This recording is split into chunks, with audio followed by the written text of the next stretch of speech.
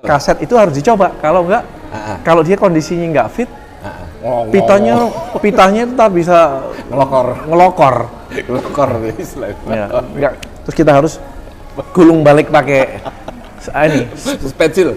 Gitu ya. Kalau saya dulu pakai ini spidol snowman. Oh iya. Ya, karena bergerigi tutupnya. Bergerigi, Nah, di sana yang saya dengarkan karena nggak banyak di zaman era tahun 80 sekian gitu ya. Iya.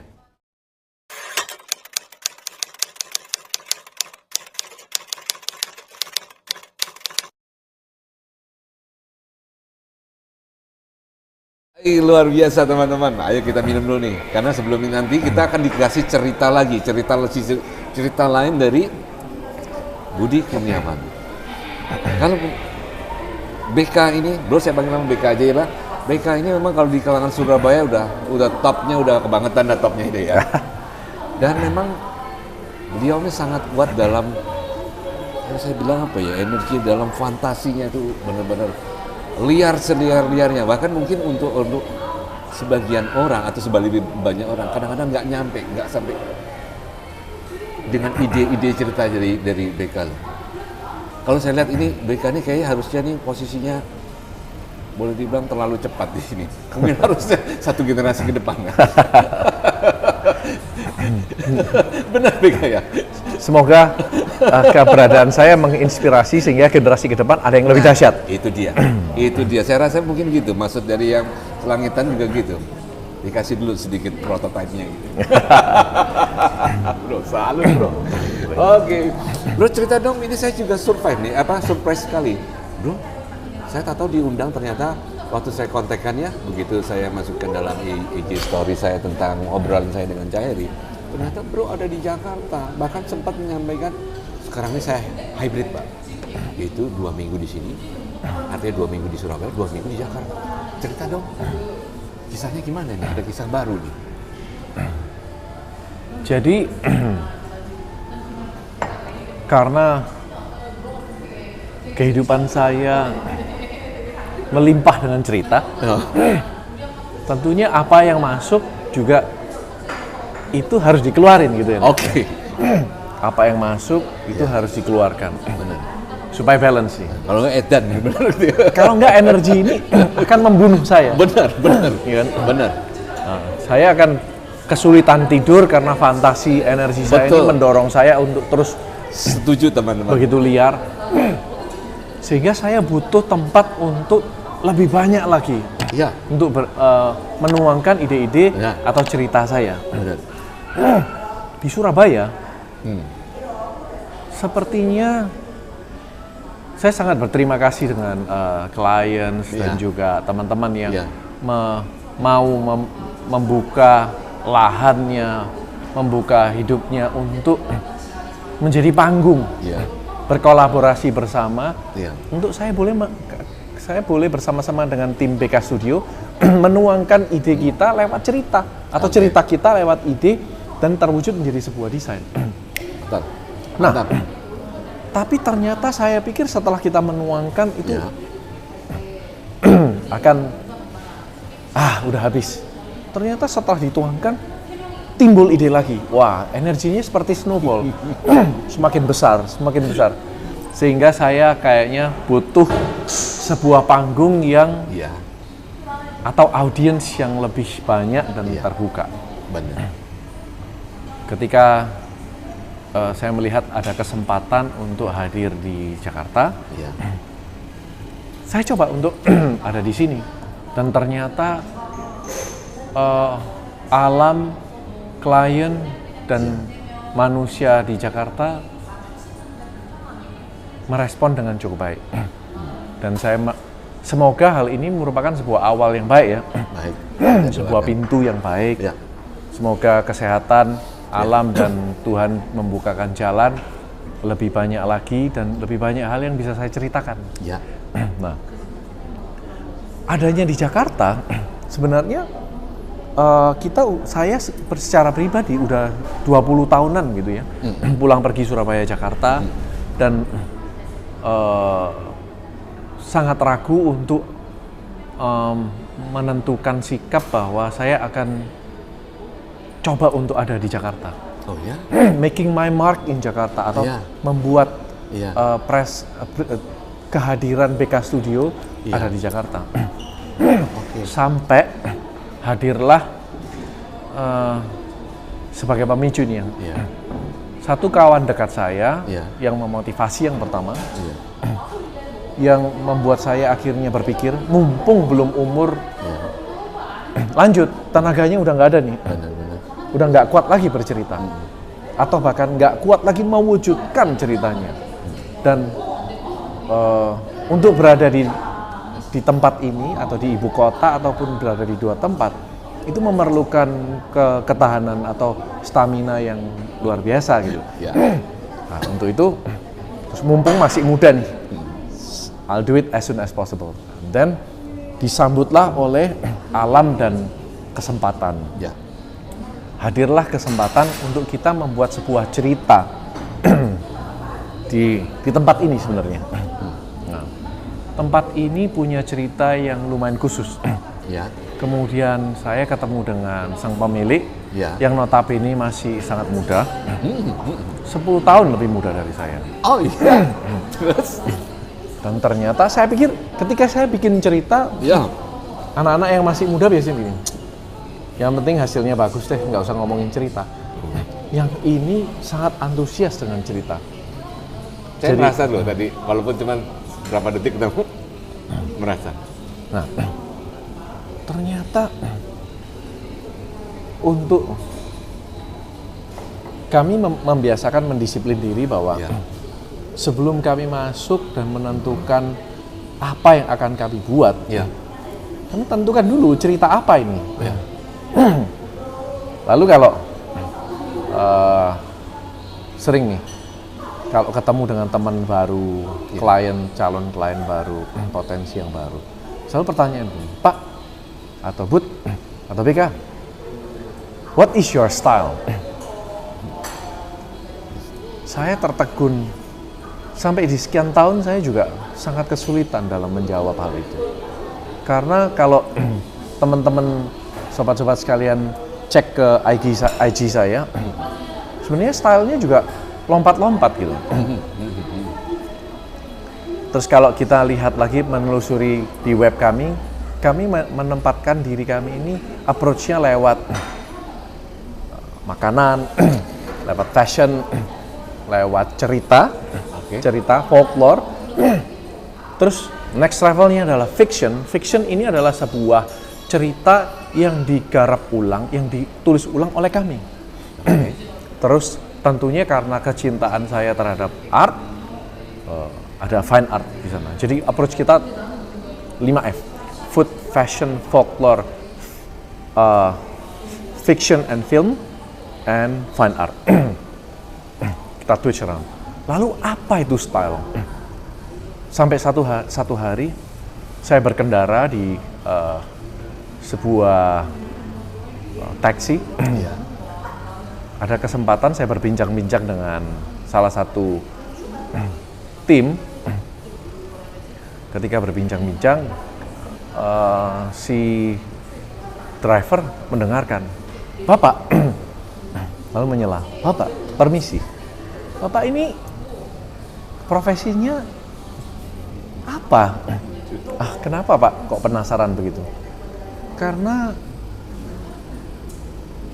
saya juga nggak ngerti Bapak profesi apa, tapi dari yang Bapak ceritain, saya nggak ngerti alur ceritanya atau pembicaraannya. Tapi saya sangat tertarik dengan pembicaraannya dan merasa sangat entertain gitu. Dari apanya? Dari kosakata dan kalimat yang Bapak pilih.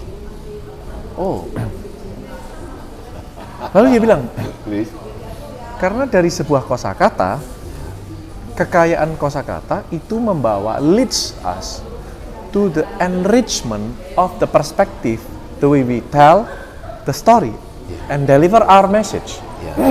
Ya, mungkin saya campur-campur pakai bahasa Inggris karena kadang bahasa Inggris itu beautiful cara kita menyampaikannya.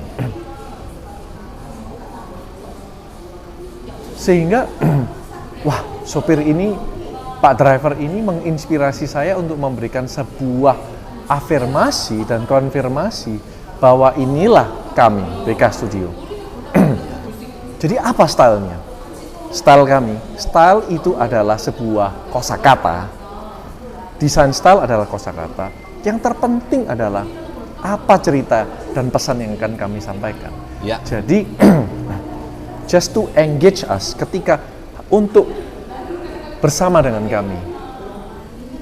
Apa pesan dan cerita apa yang akan diangkat itu jauh lebih penting. Ya. Karena kosakata atau desain style itu akan mengikuti. Ya. Kami sangat bersyukur punya klien-klien yang memberikan ruang yang memberikan kami kesempatan untuk bereksplorasi. Kami nggak terkungkung di satu style. Ya. Ada yang yakin bahwa modernism is the new now. Oke. Tapi kadang-kadang itu nggak selalu relevan. Ya. Kadang-kadang sebuah monolith design atau sebuah ketelanjangan raw and everything itu nggak sesuai dengan kultur kita. Ya. Karena kehidupan kita makan daging yang diolah, Ya. yang dibacem, tempe Ya. aja dibacem, digoreng, dibumbu, di apa segala macam. Bagaimana itu menjadi sebuah hal yang mentah? Kementahan adalah milik bangsa Jepang. Ya. Mereka makan sushi, mereka makan sashimi Ya. yang mentah-mentah. Nggak ada kita makan pepesan mentah. Bahkan sambal ada sambal mentahan, tapi juga harus ditemukan dengan elemen yang lain, Ya. diolah, digerus, diulek, sehingga menjadi sebuah komposisi yang dahsyat, luar biasa, dan indah. Nah, sehingga kita kembali ke cerita ini. Cerita ini akhirnya saya sampaikan kepada sang pemilik, sehingga ini menjadi sebuah dunia fantasi yang baru buat kami. Ya, itulah tempat ini. Nah, teman-teman bisa kunjungin tempat ini, ada di Alam Sutra. Ya. Namanya, boleh saya sebutin? Harus, wajib. Namanya Bottega and Artisan Building. Dan luar biasa teman-teman, nanti begitu masuk sini itu vibe-nya berasa bener. Ya seperti inilah, seperti sang pembicara kita. Persis, sense-nya akan dapat bener. Ada unsur futuristisnya, ada unsur simpelnya, ada glamournya, komplit jadi satu. Soalnya dia bercerita sendiri dengan sendirinya ya. Luar biasa loh. Ya, bermain benar kan di sini? Ya. Semua desain gitu? Ya. Ayo cerita lagi tentang tempat ini, seru juga ini. Jadi tempat ini Ya. berawal dari brief. Ya. Dia datang, beliaunya ini datang, kemudian berbincang, karena datang dari sebuah tantangan. Ya. Beliau ingin membuat sebuah brief pendeknya adalah supermarket bahan finishing material untuk bangunan, tapi mewah. Kunci pertama adalah kemewahan. Kalau kita bicara tentang kemewahan, itu tidak lepas dari sebuah hal yang namanya hospitality. Baik. Bukan hanya material, tapi sebuah attitude, sebuah sikap, sebuah kalau di Jawa bilang unggah-ungguh. Nah, tentunya kalau di warung dan kita masuk ke sebuah tempat bangsawan akan beda sikap duduk kita, terus kita caranya kita mau masuk, kita akan ketemu dengan ruangan-ruangan antara, ruangan-ruangan penyambut dan begitu. Itu kita sampaikan. Terus kita bicara lagi tentang kategori produk. Kategori produk itu ada yang elemen-elemen yang untuk lantai, untuk dinding, untuk atap.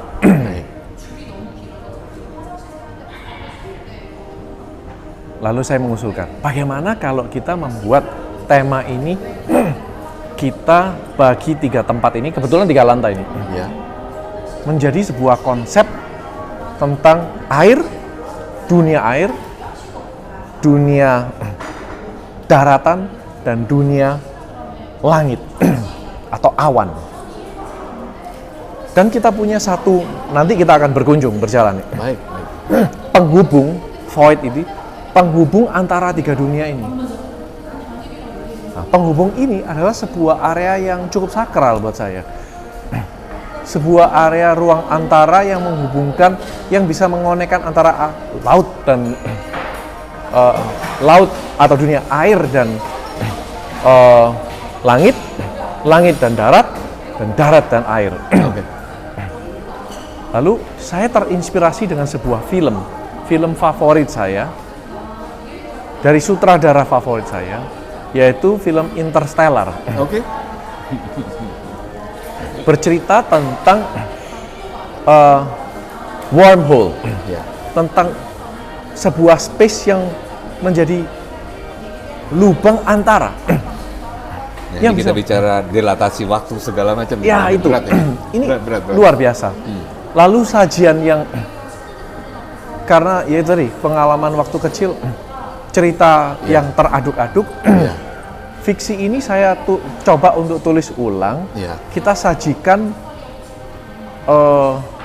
tiba-tiba cerita Interstellar itu cuma menjadi sebuah ide, Iya. tapi eksekusinya kenapa saya memilih Iya. atau tertarik kepada sebuah adegan yang sangat melekat dan kemudian tiba-tiba muncul film Harry Potter. Sewaktu pertama kali si Harry Iya. masuk ke Hogwarts, Ya. terus dia akan kembali ke asramanya nih. Betul. Udah ceritanya dia udah tahu bahwa dia adalah dari Departemen Gryffindor. Oke. Dia harus naik sebuah tangga yang mana tangganya bisa berubah-ubah. Lubangnya tetap berubah-ubah dan banyak sekali gantungan-gantungan. Aduh, sangat teatrikal dan Ya. luar biasa.